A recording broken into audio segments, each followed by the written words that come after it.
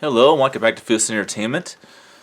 For my next review out of the Hannibal Lecter collection, with the Oscar-winning, and I might add winner of 5 Oscars, including Best Picture, Director, Directing, Actor, and Actress, for 1991's The Silence of the Lambs. Now, what makes this film so cool and special is that it won Best Picture, Best Director, Best Actor, and Best Actress. And it's a downright slasher, psychological horror movie. So this tells you, even back then in the day, every now and then, a film that deserves to be rewarded for its brilliance can actually get rewarded. It happens from time to time. I love that it happened in 1991 with this movie.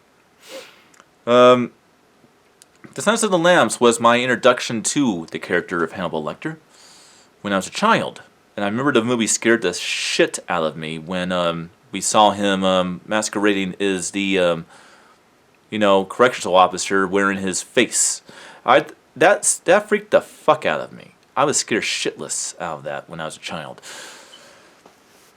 Today it's just macabre to me, but of course I like the macabre and sinister stuff in films like this. This is why I'm a kind of a fan of the Tobe Hooper classic Texas Chainsaw Massacre films, and that kind of reminds me of that. The Silence of the Lambs is brilliant. It's just a fucking brilliant piece of work. It is wonderful, and it is definitively, in my opinion, the best Hannibal Lecter movie. Of all the Hannibal Lecter films, it is the best one. Now, The Silence of the Lambs has only been adapted once. It's the chapter out of the Thomas Harris novels that had to do with the fictional character Hannibal Lecter that has not been adapted more than just the one movie, The Silence of the Lambs. Because Red Dragon has been adapted twice, 1986's Manhunter in 2003, I think, 2004 film Red Dragon. And those two particular novels were adapted in the TV series Hannibal. But we never got The Silence of the Lambs adapted in the TV series. It was next to come. If the Hannibal TV series would have had a 4th season, it would have been The Silence of the Lambs adapted in it. That's kind of sad that didn't happen, because I think that is the best there is of Hannibal Lecter is the TV show Hannibal. That's the closest thing there is to the novels, but The Silence of the Lambs is definitely one hell of a good movie. I can't stress enough how much I love this horror movie. This is one of the horror films that you can always go back to over and over and over again and always be intrigued and glued to the screen, and it's just a great time at the movies. And I might add, it was a pleasure watching this movie theatrically in my home cinema. It was just a pleasure doing it. Manhunter as well, but the biggest pleasure was really The Silence of the Lambs. The Silence of the Lambs is presented in a 1.85.1 widescreen format and contains a 5.1 DTS HDMA sound presentation. Now let's go into the plot of the film. They can place, I say, approximately 8 years. Yeah. Takes place 8 years after the events. Actually, is it 8 years? No. That's right. If you read the novels, it tells you. If you watch the movies, it tells you. It takes place about roughly 3 or 4 months after the events of the novel Red Dragon, or the movie Manhunter, or the movie Red Dragon, however you want to put it. Basically, at this point in time, Hannibal Lecter has been incarcerated for 8 years. He has helped Will Graham, obviously, track down Tooth Fairy Killer. And there's a trainee agent by the name of Charlize.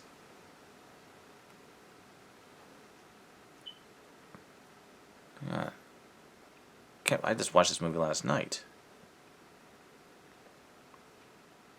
Wow.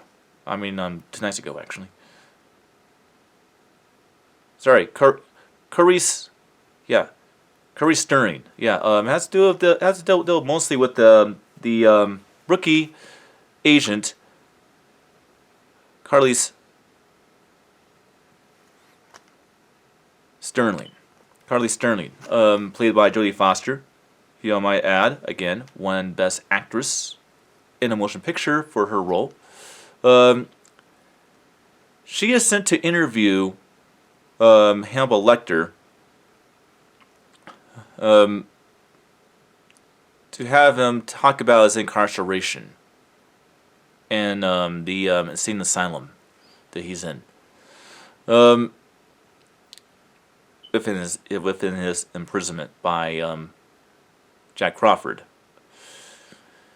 What she doesn't know is Jack Crawford sent her to have Hannibal Lecter consult her on the brutal killings of a new serial killer by the name of Buffalo Bill. He likes to abduct women that are plus size and kill them and shave off their skin. Hannibal Lecter toys with her, trying to figure out more about her personally. And she gets thrown into the macabre and sinister world of the serial killer. And forms a bond with another serial killer in Hannibal Lecter. And it shows her really learning a whole lot about what it means to be a special agent in the FBI. And we discover what Buffalo Bill is about. Buffalo Bill used to be a patient of Hannibal Lecter. And his thing is he wants to transform into something extraordinary in his own mind. And he wants to do so by creating, this is where it gets really crazy, a flesh suit that will transform him into a transvestite. And that's why he's looking for women that are pretty much plus size, women that he could literally shave their, cut their skin off their body and literally wear it. It's a bodysuit. And the whole thing about the Silence of the Lambs, what the whole title refers to, is that Carice Sterling, when she was a kid, grew up on a farm, and she heard lambs screaming, and she tried to see what was going on, and she could never get the screams of the lambs out of her head. And Hannibal Lecter toys of her saying, "Do you think that if you catch Buffalo Bill, that the screams will stop?" So that's what the title, "The Silence of the Lambs," refers to. Obviously, by the end of the film, Hannibal manipulates everybody and lets them into a regular federal penitentiary and gets special treatment, and obviously uses it to his advantage to escape and be at large. So at the end of the film, Hannibal Lecter is completely at large. Buffalo Bill is tracked down. Charlize Sterling shoots him dead, and rescuing basically a politician's daughter from becoming Buffalo Bill's next victim.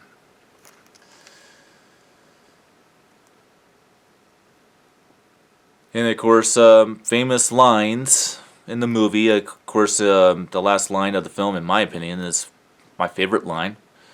"I would like to talk. I would like to chat, Charlize. But I'm having an old friend for dinner." But yeah, this brilliant movie. Now let's talk about the quality. This one is better quality than Manhunter, but the problem with this movie is it was made in 1991. So it obviously looks like a 1990s movie.